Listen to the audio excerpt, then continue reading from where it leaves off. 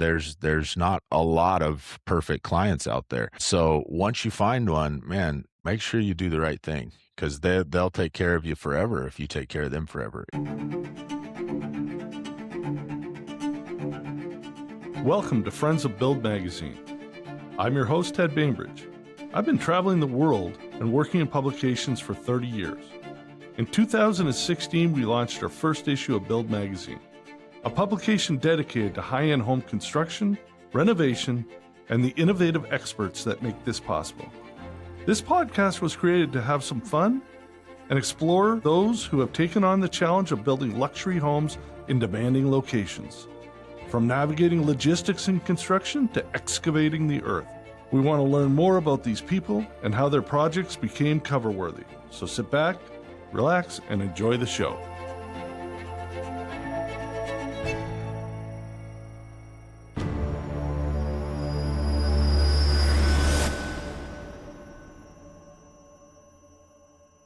All right, I am here for this next episode of Friends of Build magazine with Stacy Eakman, who is an awesome builder in Seattle, Bellevue, Washington, with Alair Homes. I've known Stacy for a few years, and every time I see him, I get a smile on my face. So I'm looking forward to chatting with you for 45 minutes to an hour. How you doing? I'm doing well, thanks, Ted. It's good to be here. Hey. You got a lot of exciting things happening in Seattle, which we want to get into. Are you going to be in Orlando before we do that? I am. Alair Homes built the New American Home this year, so we're really excited about taking some people through there, and it turned out really cool. Great. So we're just going through a list of people we need to see. Are you in the South or West Hall? Where are you guys? We don't have a booth. We'll be all over the place. Okay.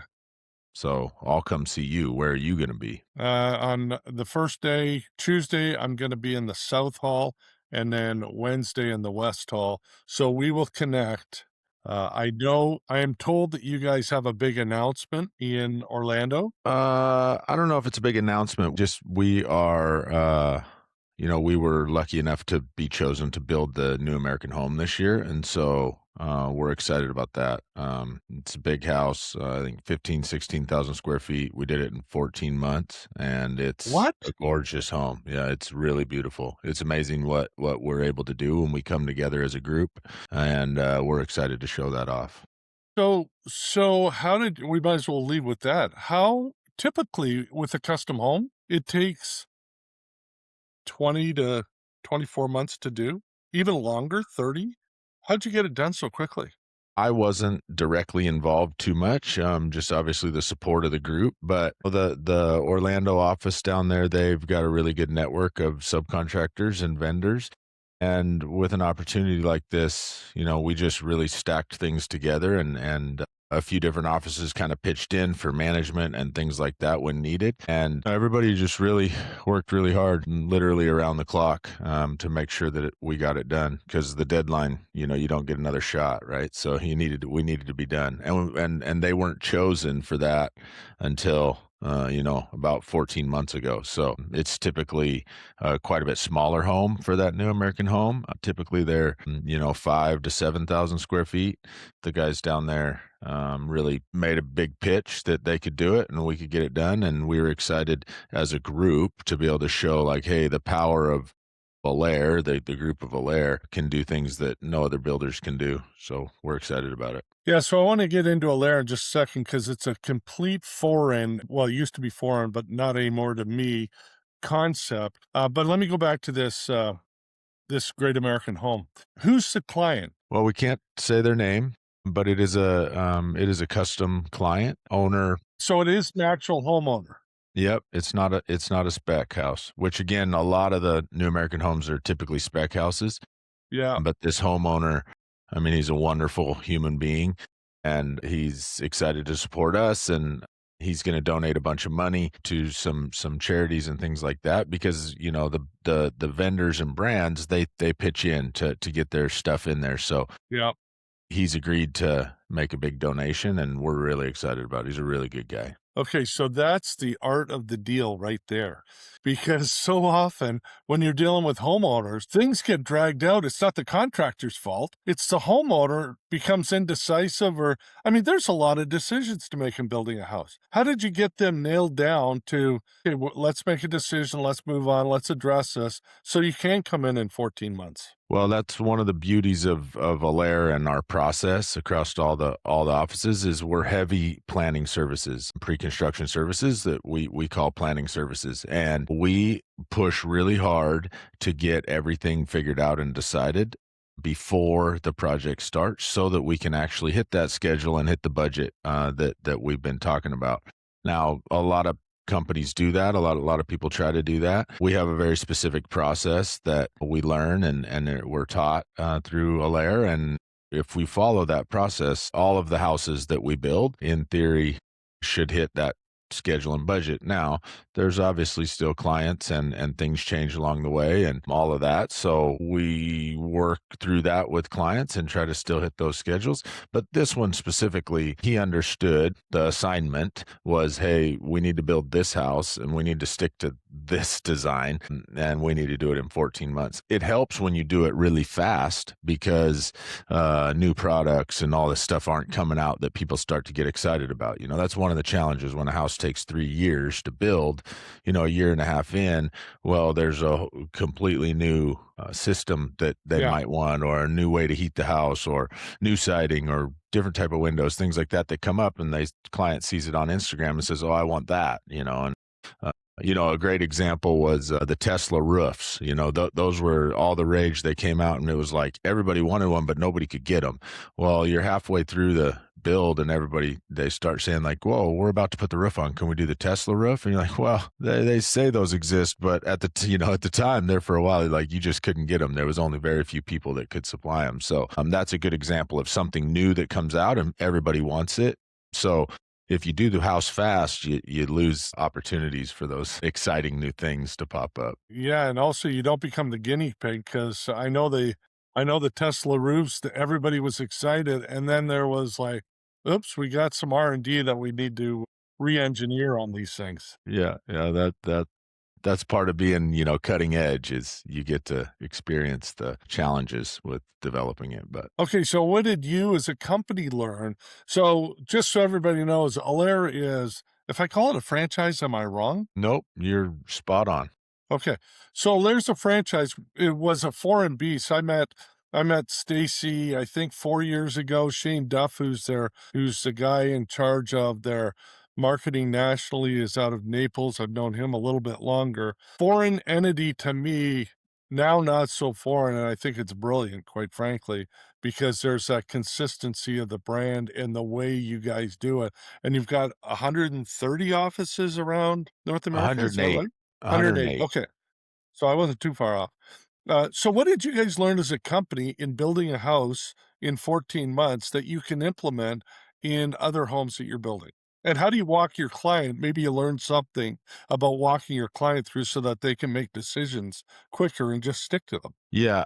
Well, I mean, I think it's not necessarily what we learned. It's that we had an opportunity to take everything that we've learned and implement it, right? So over the thousands of years of experience all the Alair owners have combined, everybody had, kind of a push on how we do this and strategies and techniques and people that they know and all of that stuff. So it is still just construction, right? Construction, as complicated as it is, it's a very complicated thing. Everything we do is a one-off. It's really simple, right? It's these steps. You put all these steps together and you have a great outcome. Now, how you do that faster is, we took some learnings from some commercial size projects because the house was big enough, right? So you could kind of do it in phases and you could run. It wasn't like, hey, the plumber comes and roughs the whole thing in and then the electrician comes.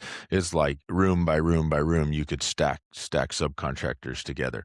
Again, I wasn't heavily involved in the build. We watched from afar and assisted if anybody needed. But I think, the guys down there in Orlando would be a good group for you to get on a podcast as well, because I know that they were, they lost a little sleep and they worked really hard to get it done. There was a lot of stress involved, but at the end of the day, they get to look back and say, "Yeah, we did that." And I haven't walked it yet, but I heard, we had our quality control team go down and go through it, and I heard it's pretty darn nice and pretty amazing that we got it done. That was my biggest concern. I was like, okay, we can build a 1,000 square foot house. We can do it really fast, but then we're going to walk all these people through. Is the fit and finish going to be to our standards? And our quality control team went down there and sounds like it's in pretty good shape. Looks pretty darn good. So we're excited. Yeah, sometimes when you go fast, when speed is the mission, you compromise on your quality, and all of a sudden your punch list,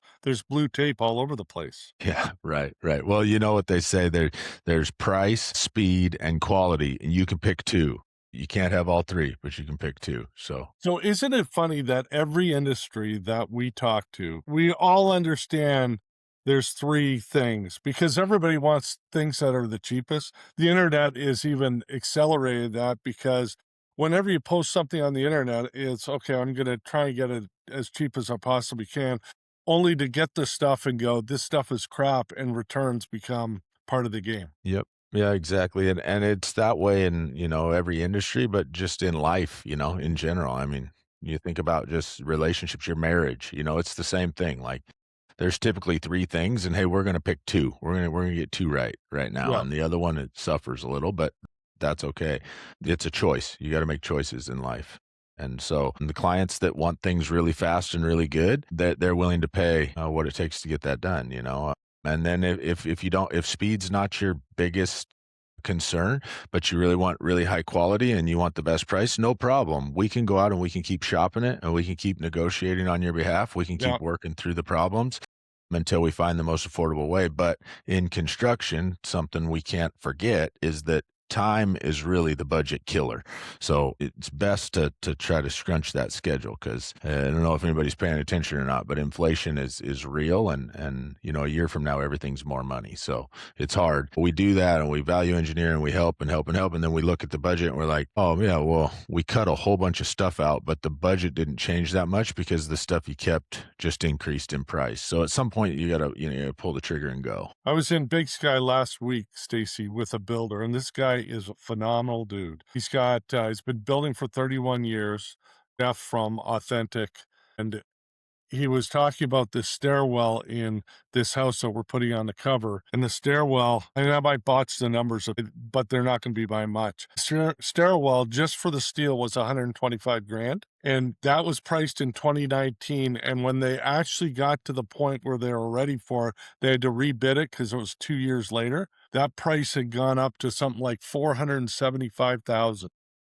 Yeah. And he Yeah. goes, "There's no way in good conscience I can go to the homeowner and say, 'Hey, I know we've got this as a line item at a buck and a quarter. Now it's 475.'" So he created his own metal fabricating company, and I think the price went from 125 to 175, and the Good for homeowner him. was totally fine with it. Yeah, good for him. That, and I Well, think that's that the other thing that's is good. when things were going crazy, guys were like, "Well, if you want me, I just went 3x." Yeah, yeah, that is, I believe, I mean, that's one of the reasons I joined Alair. It's one of my mission has been change the way people feel about residential construction companies, and that is exactly. And I wanted to do it on a big scale. I didn't, I could do it, 10 houses a year, 10 clients a year for the rest Yeah. of my life and not make a big enough difference. And so when I joined Alair, we all kind of had the same vision and value system, so we can do it on a much bigger scale. But that's exactly the problem, and why we all have a bad rap is like, we don't need to be opportunists. There's plenty of work out there for everybody. If you do a good job and you run a good company, you can live a wonderful life.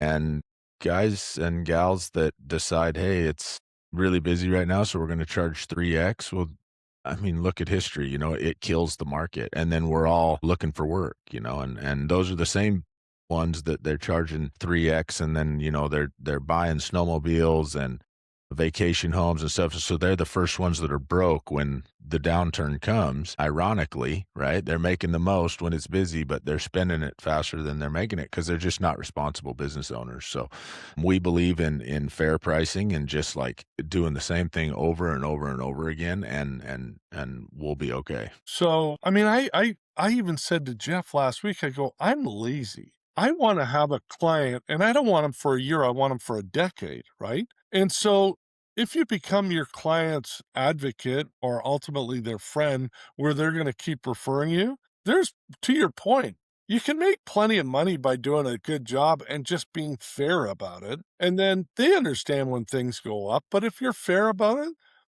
you'll have business the rest of your life, and you're not gonna stress about it. Yeah, there's I don't know who said it, and I don't know what the philosophy exactly is, but it's the 10-10 forever, and it's like pick your 10 ideal clients, and for 10 years, the answer is yes. You take care of them for 10 years no matter what. If they want you to do a little tiny project that isn't your deal, they want you to come fix your fence, it's always a yes, and those that is forever revenue.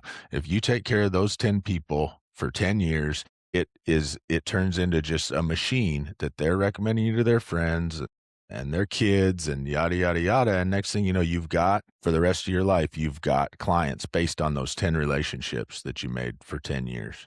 And I believe that. And as we all know, finding 10 of your ideal client, the people that personality wise is good, Yep. financially they're in the right bracket, they build the type of stuff you wanna build, like, that's not easy to do. There's not a lot of perfect clients out there. So, once you find one, man, make sure you do the right thing because they'll take care of you forever if you take care of them forever. It's a good client, it's a give and take, they understand what we understand what they need, and we work together. It's a partnership. Big time. It's a partnership. It's not a client vendor relationship. I hate those. Whenever I get into those, I feel like there is oil coming off my skin. It drives me crazy. No, dude, we're in this together, ups and downs. Anyway, okay, I want to talk to you about LA. We're going to get to Seattle, which is your home, but LA, because you mentioned something a minute ago, and that was making a difference, making an impact. You just expanded with the Alair team down to look after Southern California, and we talked about Pacific Palisades. You could build 10 or 12 houses. They need 10 or 12,000, and it's not moving. So what's going on there? Why did you tackle that challenge? Well, because 'cause I'm crazy, but That's where I wanted this to go. no, I saw down there there's 2 Alair offices down there, that wonderful offices, they do a great job, they build good houses, but they were kind of on an island a little bit, they were just kinda out there in California, this humongous state, bigger than most countries, and, they kinda bookended Southern California, one just kinda north of LA and one just north of San Diego, and I thought that Darren and I, my business partner, could help operationally. Darren's really strong operationally, and I could help with the vision to kind of bring those 2 offices together and just really kinda elevate California as a whole. Now, also, I saw this Palisades situation. I was just really compelled to, like, make a difference because I was down there for an event, because I was just down there helping those offices out with some operational stuff, and I went to an event. I was invited to an event, and I talked to people that most of the country thinks, hey, this is California, this is the Palisades, these people are rich, it doesn't, it doesn't matter, they're just going to rebuild their houses. But what I really saw is like most of these people are or a lot of these people are 65 years old, 70 years old, they raised their families there, they're underinsured because they didn't know what they didn't know, and they're getting 600 a foot, 700 a foot to rebuild their houses from their insurance company, but it's like minimum of 1,200 a foot to build Mhm. now, like at this time before it's even crazy busy. And like we said, like the opportunists are lurking where plumbers are going to be really expensive just because supply and demand, it's going to happen. So I really like wanted to see if there was a way that I could help that by trying to set some pricing, get some subcontractors together that are willing to hold their pricing for like 2 years and then we can readjust. But how can we do this in a way that these people can get back in their homes? And obviously, it's no secret I'm a business person as well, and so there's opportunity there, and it's exactly what we were just talking about. Like there is enough work there. We could all retire if we just be reasonable, work for the keep the margins that we need to keep. We don't need to try to get rich off one house or off two houses. There's literally 6,000 houses that need to be rebuilt. And if you look at it, I mean, that's 10, 15 years worth of construction. Like there's just not enough builders and subcontractors.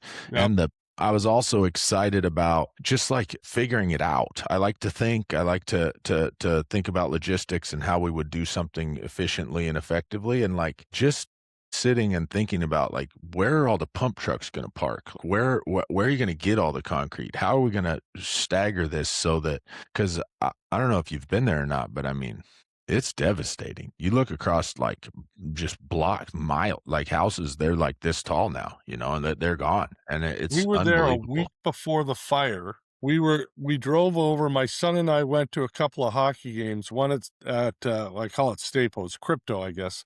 And then we went down to Honda Center in Anaheim, but we love Rockford Files, and so we drove out to where Jimmy's place was in Paradise Cove at the end of Malibu, and we're going by Mastro's Ocean Club, and I can't believe all these houses built, and I've seen it 100 times, but every time I go by it, I'm blown away. The Palisades is beautiful, right?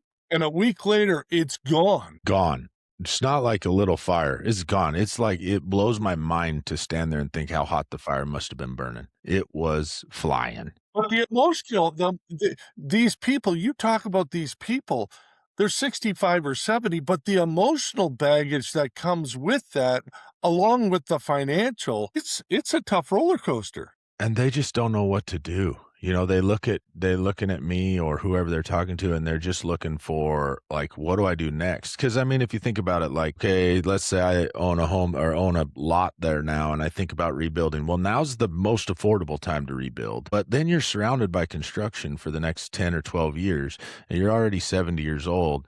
And like you're trying to figure out what the next best move is. There's a whole bunch of stuff on the market, so they're not probably going to get the money that they think they deserve for the lots right now. So you could hold them. The value will go up when houses get built around. Like there's just so much to figure out for these people that were just planning on living. They were just trying to, they're just planning for how are we going to account for my taxes going up for their next 10 years because my taxes keep going up. And now they're looking at it like I need a whole new house, or I need to move, or I need to, and they're going to run out of, they get like 2 years. Most of them get 2 years of living expenses covered somewhere.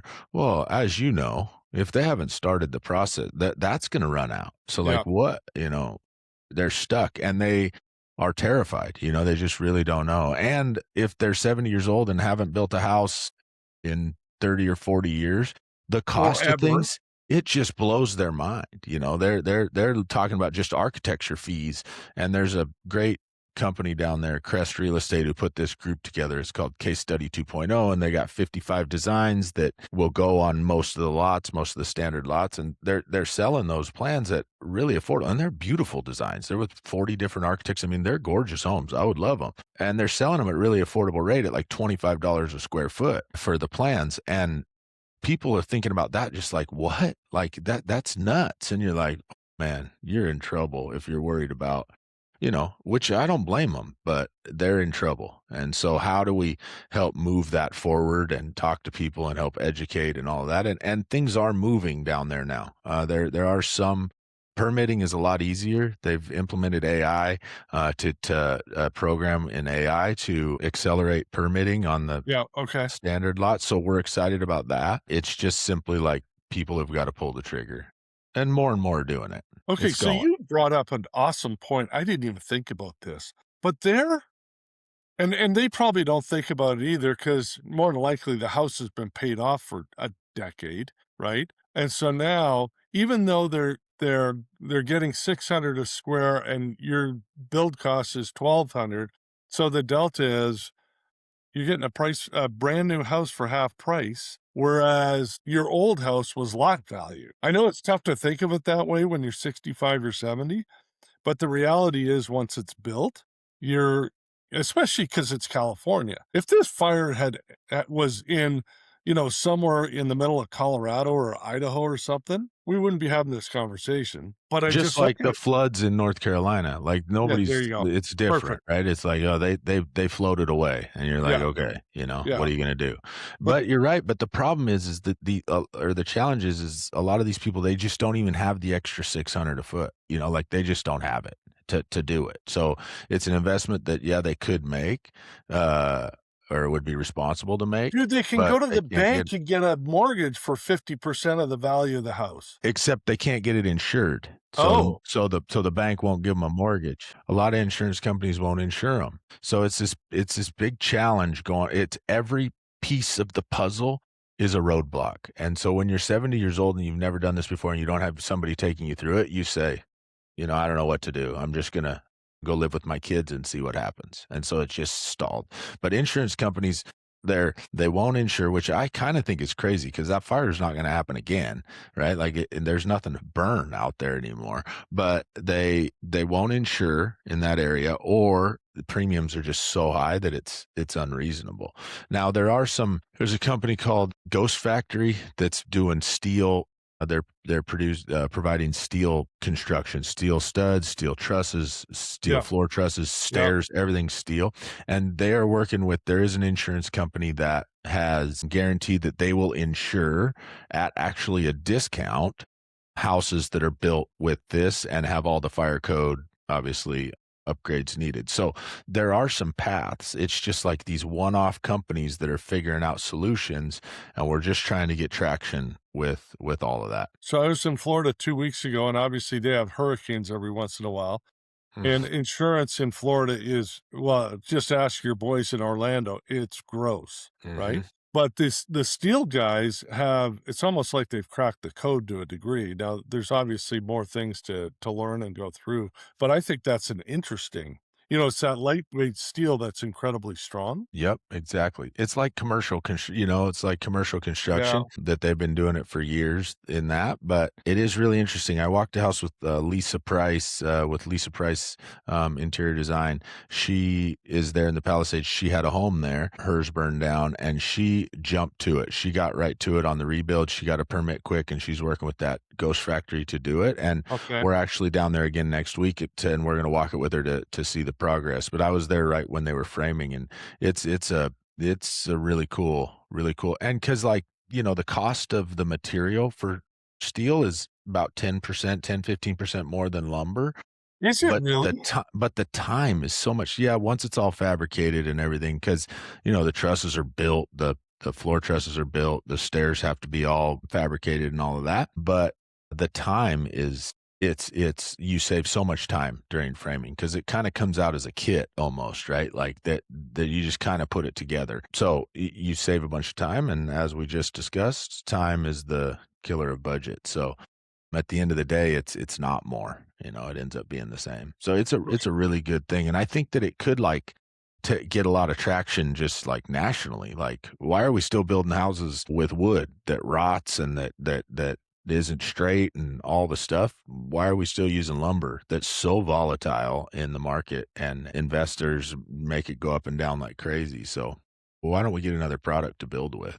So, can you see that happening? I 5 years down can. the road, can you see God, that would be a huge paradigm shift, wouldn't it? Could you see It building it with would. steel studs instead of, wood? I don't know why we wouldn't. Like, why wouldn't we? Only because price of steel, right? I mean, price of steel might drive it, but I think that if we start building with steel and we're building with lumber, they're gonna regulate each other's pricing, right? Like, if lumber Yeah. gets out of control, well, steel gets all the money, and then they raise, and then lumber comes down, and it can keep our costs under control. So I do think there's no reason to not, in my opinion. So what is the so if you build it with steel in the Palisades, what is the like, does hardy plank, would it burn under that fire? There's gotta be a way to kinda insulate the insurance companies, not that they really care about premiums because they just wanna rape us for money. Right.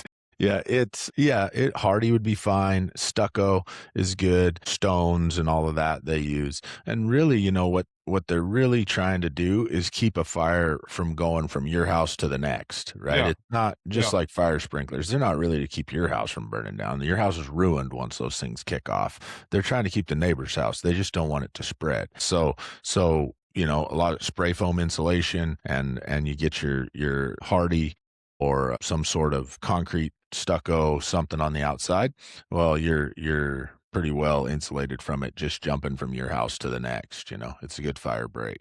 So, Yeah. and they'll use metal roofs or clay roof down there, clay tiles. Something that I never think about, but I was in Kelowna, BC, which you know where that is. It's just outside of Vancouver, about 3 hours. They had a massive fire there about 15 years ago, and up there, I don't know if anybody in the Northwest used it, but it's almost like a vinyl siding, so it's waterproof. You don't have to paint it. The maintenance is minimal other than it does get some moss on it. Anyway, fire went through, Stacy, and it melted the siding, and it was just gross, and you just I bet. felt for the people. Yeah, we don't use it. Well, there was a time, I don't know, probably like in the 40s or 50s, maybe it was after that, where the like vinyl siding here was big. Yeah. A lot of houses we tear down had that vinyl siding. Back when I used to do only remodels, it was a nightmare because you couldn't match it. Like you couldn't find it anywhere to try to weave it in and make it look good. But it hasn't been used in years here. All right, so now let's bring us up north closer to home. What's going on with you guys in Seattle and what's going on with the market? Market is not on fire anymore. Okay. The market slowed down a little bit. I think that what the market really is right now is normal. It was so on fire Yeah. for the last 5 years, or not the last 2 years, but 5 years previous than that. That we all kind of really got accustomed to our phone just ringing off the hook, and if you said, "Yeah, I've got room in my schedule," then you got the job, right? It was Okay. like there was no challenges with that. Now it's back to normal where you get 3 or 4 really good leads a month. You close 1 or 2 of those and you're feeling really good. Things are going good, but they're talking to, 3, 4, 5 other builders at the same time, which, as we know, that's really tough to deal with. If you wanna you can be honest and you might lose the job, or you can lie and get the job and they're not gonna be happy at the end. And so it's like, well, what do you do? We just continue to, like, tell the truth, be honest up front, and the right clients choose us. I think that, the housing market in general, houses are sitting a little bit longer. We are lowering prices, but keep in mind, we're just like at an all-time high, like all-time high. And Yeah. so the small reduction in pricing is still not hurting anybody. I think that we are on the verge of another just eruption where things go crazy again, just because I think that there's so much kind of pent up buyer need. People want houses so bad that it won't take much, a little drop in rates or market catch fire for some reason, and all of a sudden, we're going to have a real inventory shortage again, and it'll be crazy again because our industries here are great. I think that AI, while it isn't really taking a ton of jobs away yet, I think the worry, I mean, there's some. Amazon laid off 30,000 people, there's some stuff, and those are big industries here, but not enough to make a huge difference. I think that people are just holding tight because they just don't know what the next round is going to do and the next round is going to do. So my philosophy, it's just not worth much, but is that like Microsoft, they did some layoffs, Amazon did some layoffs. I don't really believe AI was the driver of that. I think AI was their excuse to right size their companies after COVID, where they overhired and they had to just flat out too many people, but they Yeah. didn't want to do big layoffs because then that hurts the stock price. It looks like they're struggling, right? So now they've got this AI thing and they can say, oh, we've got this AI fixed it and it's a good thing and we're laying people off. I just think they're just right sizing things and I don't see huge layoffs coming. Again, it's just my 2 cents and that's about all it's worth. But, you know. So when you're competing with other people, what are the like you mentioned this and I hear this constantly, is some people will try and buy the business and they'll come in with a bid or they'll say, "I can build your house for 1,000 a square foot where everybody else is 1,500," or whatever the number is, right? Mhm. And then you get into the process, and there's a lot of orphan clients out there that you guys have to absorb, which is a total nightmare because they've got PTSD because of the experience they had with the other builder. And now you Mhm. got to fight through that and build trust, which I got to believe is a pain. Yeah. Yeah, it's tough. So how do you get people to have a realistic expectation that no, you can't build a house for 20% under market? I mean, it's really tough. It's really hard. Everybody thinks that they can do it if they pick the right guy and this guy does this and that, they can get there. But the way we do it is, I mean, we just show them everything. We are as transparent as a company can possibly be. We have our proprietary software that they log into and they see when we get an estimate from a plumber, excavator, or whoever, they see it when we see it. And so there's no way for us to inflate numbers just to inflate them. We talk to them, we try to educate them on, if you read on Google, you're supposed to get 3 bids and, pick the middle one and that's the company. And we agree that you should get 3 estimates for your project. Absolutely. But you're getting them from the wrong person or for the wrong entity. Don't get 3 contractor bids. I don't drive the cost, right? It's the sum of all the parts plus our fee. So let's talk about our fee and our hourly rates now. Yeah, Okay, pick the company you want to work with and have me and my team, the qualified people, get the 3 bids. Let me get 3 plumbers. Let me get 3 electricians, 3 excavators, all of that. Because as you know, if you get 3 contractors, it's totally different. I might understand the project completely different than the other yeah. person and their plumber may not understand it and you definitely don't understand what plumbing should be. So let us get 3 apples to apples quotes for every single thing in your project so that then we can sit down together and decide, why do we want to use this plumber that's a little bit more than the other plumber? Here's Yeah. why. Because we're going to save on schedule in the long run, which saves you, 1,500 bucks a day or whatever the heck we're at, right? And so just let us figure that out. So the best way to talk to people and educate them is work with us through the planning process. If you work with us through planning, where us, your architect, and you, the client, are working together on this, by the end of that process, when it's time to actually choose your builder, you're going to choose us. You're going to trust us. You're going to know our process and know how we do things, and you're going to know that you're getting value. It's not the cheapest because you don't want the cheapest because it'll go sideways. It's definitely not the most expensive because then you're getting ripped off. It's really value. We try to sell on value instead of price, and the right clients are looking for that. So when you're interviewing the client, and obviously the client thinks they're interviewing you, but I know enough builders and it's like, I've got a marriage for the next 2 to 3 years, depending on the site work, right? So I want to make sure that this is a successful marriage. How often is it a price consideration as opposed to understanding, like what you were just saying about 3 different plumbers? When you're not trained at dealing with those subs, it's like I had a guy on my roof trying to put in a surge protector for $500 and sell me one for 1,200 for my whole house, and I go, why wouldn't the contractor have done that in the very beginning, or the people that put in the wine cellar?" I said, "You're just trying to sell me something I don't really need." Yeah, yeah, yeah. But I'm no expert, I just made phone calls and said, "Hey, why do I need this? You didn't put it in 2 years ago." I can't imagine it's really that important. Right. Yeah, I'm sure your builder, who we both know, would Yeah. have thought of that. If you needed it, he would have thought of that. Yeah. uh, and I mean, for us, it's not price consideration. If you from our side, right? It's really not price. It's are you willing to pay for what you want, right? Not how much are you willing to pay, not but can we go through this process together? And can I trust that you're not going to be nickel and diming me if I'm not nickel and diming you, right? Because the nickel and diamond, it's not the money. It's that if you want to be happy at the end of this project, we've got to do this together.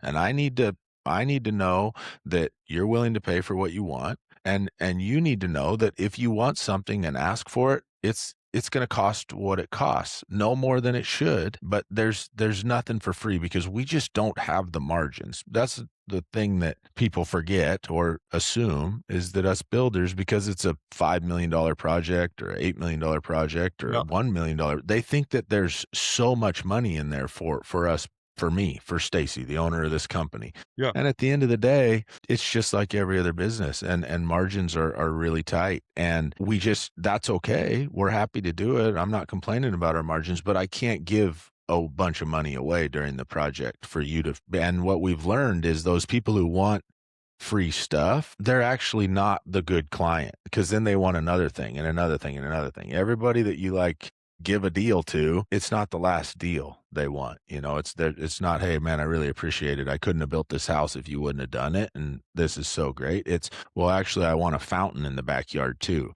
And you should pay for that. And you're like, well, man, What? we already did it. We already gave you the nicer range or whatever it is.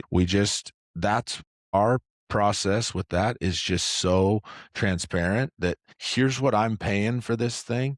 And our markup is at the end. And that's it. We're showing you exactly what we pay, and you're getting our discounts along the way. The only way we can build trust is being fully transparent, which we are. And I don't think most people know, and I just kind of got educated again last week in Montana, that the builder, if you've got a $10 million build, all the money comes through you, and you're the one who's got to lay it all out and allocate it. So you're in the whole scheme of things at the greatest risk for all of it. It's not like you're the architect and you charge $25 a square or whatever the number is, right? And so, okay, so here's a bill for 100 or $200,000, and that's it. They don't lay out any money. And the interior designer, they might buy the furniture. That's all the money they lay out, and then it comes back pretty quickly because everything's prepaid. The builder, you guys have the biggest risk out of the whole job. It's huge risk. It's really big risk. Which equates to really big insurance policies that are really expensive, which equates to us having to hire really high-priced project managers and highly qualified humans to do it because we're at Yeah. so much risk that just like you look at it, it's you really have to love being a builder to wanna be a builder. Guys aren't building houses because they looked at all their options and they're like, "Oh man, I'm gonna get rich and it's gonna be easy." No, they're building houses because they love building houses and they love the relationships and creating homes for people to live in. And if your builder isn't that, then be careful. He's gonna get you. Well, I think you just said a mouthful, period. And that is, and I talk about this constantly, is don't do anything for the money. If you're going to be a football player, and by the way, how cool is it the Seahawks are in the Super Bowl? That's right. It's And very cool. they look great against the Rams. They killed the 49ers. I mean, I did not realize that that team was gonna be that good this year because Sam Darnold is unproven in my world, and Mike, the coach, who is he? Came out Right. of nowhere. Exactly, yeah. Don't What a tell team. anybody, but I didn't think they were gonna be that good either. I'm What a so team. surprised. Oh, and I've been a Hawk fan for 40 years, and man, they're totally legit. Anyway, getting back to this, is you can't be a professional athlete because it's hard work. You gotta grind and practice, and most people don't understand. The good ones, they're out there catching balls long past practice is over because they love it. You don't build Absolutely. houses and go through all the BS you have to go to because you go, "Oh, man, this is a good living," right? Right, right. It is a Yeah. good living. That should be a byproduct, any business. Yep, that's exactly right. I agree with you 100%, and my dad, I learned all that from my dad and saw him, every weekend, his phone's ringing, something's going on. For a long time when I was little, it was the house phone, it was before cell phones. It's like the house phone would ring and dad would have to go out and check on the project and do this and do that. And that wasn't 'cause that wasn't if he didn't love that and love taking care of people, it just wouldn't be for you. And if I went and got a job, just an hourly job, I'd probably make more money per hour than we make working. I mean, Brad and me and all the guys that you kinda operate around in the builder world, We're working all the time because we love it. Yeah. It's hard to separate work from fun because it's fun for us to do this. But if it was work, it'd be miserable. It'd be It would miserable. totally suck. And by the way, I'm gonna get to Lair in a second because I wanna know what you learned. Your gal, Beth, I don't know how you found her, but man, I don't know what her title is, but man, she is your right and left arm. I don't see women like that around the country very often, if ever. She is incredible. Well, thank you for saying that. She's director of business development, Okay. but she operates as such. She does a phenomenal job with all of that. And I mean, I got her because in the city I'm in is Kirkland, Washington, just outside of Seattle, and she was the director of the Chamber of Commerce, Kirkland Chamber of Commerce for 9 years. So I had my eye on her. I know that she knows everybody. Every time she called me to participate in a golf tournament or something for in the chamber, I always said yes. And so I was always like, okay, Beth is a good people person. She knows what she's doing, and sometimes it's things are all Understatement. over the place, but like at the end of the day, like everything comes together. That's what I always thought about her. Was like, oh man, how does she pull all this together? I saw her at a auction that, of course, I bought a table to sit at for our company that she was running, a chamber auction. And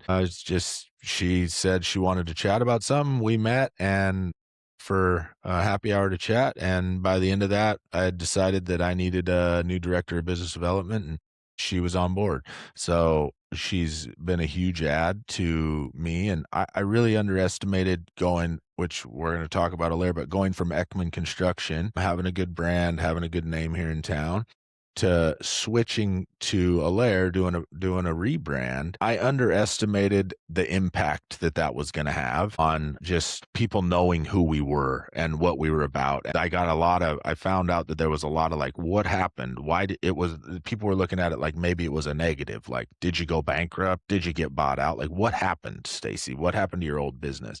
And I underestimated the impact that was going to have. And so bringing Beth in to really elevate the brand and make people understand and get it out there of what we were doing and why we were doing it has been invaluable to me and my business and California as well. I mean, Darren and I would not be able to do California if it weren't for Beth. I mean, when I go down there, I'm down there a week a month. And when I'm down there, I am booked end to end with meetings and important things that need to be done. And that's all Beth. I don't know how she does it all. Okay, so you transitioned 3 years ago with Alair, is that right? Yep.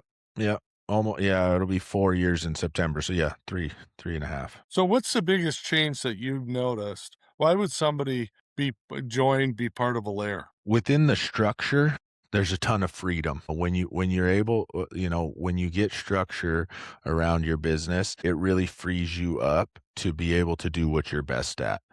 Maybe what you're best at isn't necessarily being a visionary. Maybe you're best at being an operations minded person. Okay, well then we can help with the vision, and I can help with the vision. If I'm your regional partner, I can go out and I can dream big and we can talk about growth and expansion. When you're just own a company, oftentimes you have to be both. You have to be the visionary and you gotta be the integrator, and you gotta like be thinking about all the things, and that means one of the things you're not doing, probably both of them, you're not doing very well because you're touching everything. Eckman Construction was a wonderful company. I had all the departments, all the department heads. I thought, we were running EOS. I thought that, man, I've got a really good company that kind of runs itself. I could go on vacation. I could do all the things, but I was still getting to the office at 3:30 in the morning and leaving at 7, 8 o'clock at night. But I just kind of thought that's the way it had to be. If you own the company and you're going to be successful, you just got to work all the time Yeah. on a whole bunch of different things. I still work all the time, but I work all the time on what I'm really good at, which is visionary, looking out in the future, connection, building relationships, selling jobs, things like that I could only spend a little bit of my time doing that before, because even though I had all these processes and systems and all this stuff in place, like I still had to verify they were getting done, because even my best people, if you own the place, you just feel like, well, somebody's got to make sure that it got done. All the boxes are checked all the time. And even when they're getting checked, it's a responsibility to do all of that. And so once I joined Alair and I had this network and home office and the software that we have, that peace and peace of mind when I'm away or when I'm doing things that if anything is off, somebody is going to raise their hand and say, "Hey, Stacy, are you paying attention over here?" Instead of me having to pay attention all the time, I've got other people that are paying attention. Also, just like the network of people that is Alair, there are a bunch of people just like me that really care, and we're all headed in the same direction on the same path. It's really powerful to have that network of people. If you said, "Hey, Stacy, join because we have this really cool software," no, I'm not doing it. That's not it. Our software is cool. Our software is great. It works really good. But it's not worth the headache of transition and all the things that it takes to actually become a lair. It's just like the sum of all the stuff that little bit here, a little bit there, a little bit of peace of mind, a little bit of structure, a little bit of processes, a little bit of team, a little bit of training for your team, all the little things that you get with it. I look back and I'm like, man, how did I do it? Without I would not be in I certainly wouldn't be in California without it. I wouldn't have the bandwidth to take something like that on. So I think that it really just opens you up to do what you're best at. And ultimately, in the long run, it gives me a way to get out someday, right? Like someday I can exit or pass it down to my son or whatever I want to do with the business. The value of the business is there and the processes and systems are the same everywhere. So imagine I wanted to sell. I could raise my hand on a Wednesday in our all company mastermind call and say, "Hey, Kirkland here in the Pacific Northwest is up for grabs," and somebody could within the network could pick it up, knowing the size of my business. I don't have to hire a broker. I don't have to go through all this stuff.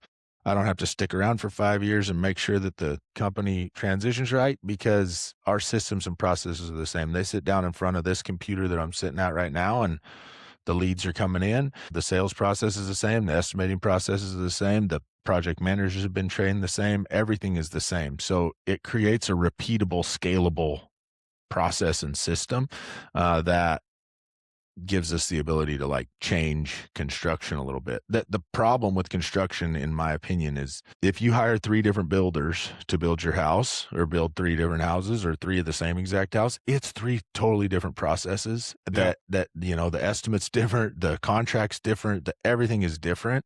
And so that creates uncertainty in the market, which creates distrust in the market, which creates a bad blood in the market, which makes kids not want to be contractors because they hear their mom and dad talking terrible about contractors and how bad the Yeah. experience is. And so kids never want to be it. And so it's this like flywheel of negativity that, as we see, is getting worse and worse and worse. There's like nobody coming into construction, right? So it's only going to get worse if we don't change something. So my feeling on it is like having some predictability. Even like if you hire the same contractor to build 3 of the exact same houses, but you get 3 different project managers, it's 3 different processes, right? It's like there's nothing standardized and predictable. And all these houses are prototypes. Everything we do is prototypes, but we can absolutely standardize the process and how we get from A to Z and really build some really cool stuff along the way.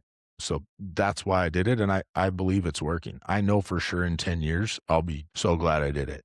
I'm glad I did it now. I can't wait for 7 years from now. I'm going to be like really happy I did it. Yeah, it's so interesting when I listen to you because that's just business in general. And yet the custom home business, it's run by a lot of times by one guy or a husband and wife, and the processes are, how many different things that they can juggle at one time, as opposed to letting the process just filter everything out.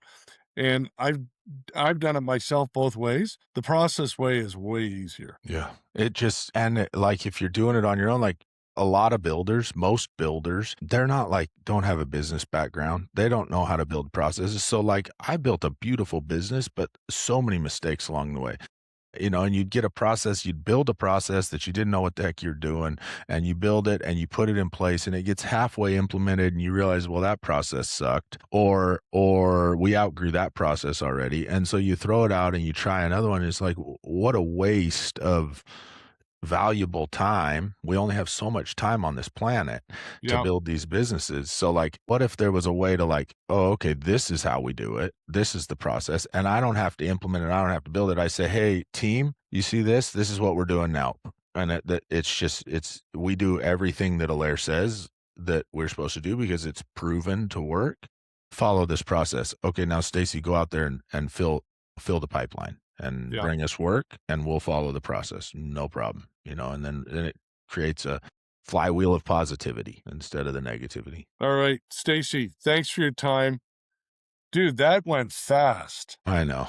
I I talk mean, a lot. I knew it would because you and I hit it off every time we see each other, but it was like, I was looking at, I go, that's half an hour. Man, that's fast. Now we're at an hour. Okay, what's your website? Our website is www.alairkirkland.com, and you can find me on either Alair Kirkland on Instagram. It's Alair Homes Kirkland on Instagram, or it's Stacy.Eakman, and you can find me LinkedIn and all of that as well. All right, man. Well, we appreciate it, and I will see you in Orlando in a couple of weeks.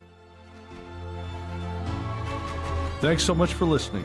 If you've enjoyed the show, please subscribe wherever you get your podcasts and leave us some feedback. We'd love to hear from you. You can find everything discussed in this episode and more in our show notes below. I'm Ted Bainbridge, and you've been listening to Friends of Build Magazine podcast.